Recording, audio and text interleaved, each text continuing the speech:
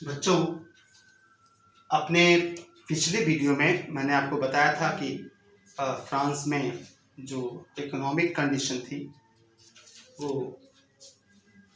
काफ़ी सोचनीय हो गई थी।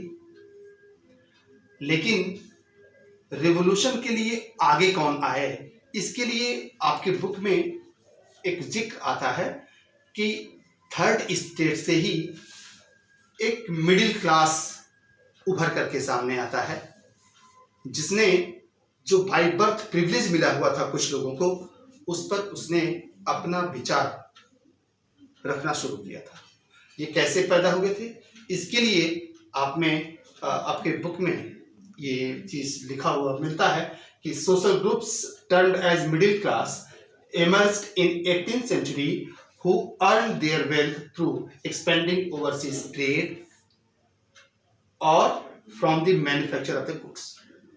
मैन्युफैक्चरिंग के थ्रू और ओवरसीज ट्रेड के द्वारा इन्होंने कुछ पैसे अर्जित किए और मिडिल क्लास में आए। और इनके अलावा यानी मर्चेंट्स और मैन्युफैक्चरर्स के अलावा थर्ड स्टेट में कुछ ऐसे भी लोग शामिल थे जैसे कि लायर्स या फिर एडमिनिस्ट्रेटिव ऑफिशियल्स, टीचर्स एक्सेट्रा। ये सारे group they were educated and believed that no group of society should be privileged by birth. किसी भी समाज के किसी भी व्यक्ति को बाय बर्थ कोई प्रिविलेज नहीं मिलना चाहिए, कोई विशेषाधिकार नहीं मिलना चाहिए, ऐसी इनकी मान्यता थी। इनकी मान्यता यह भी थी कि a person's social position must depend on his merit.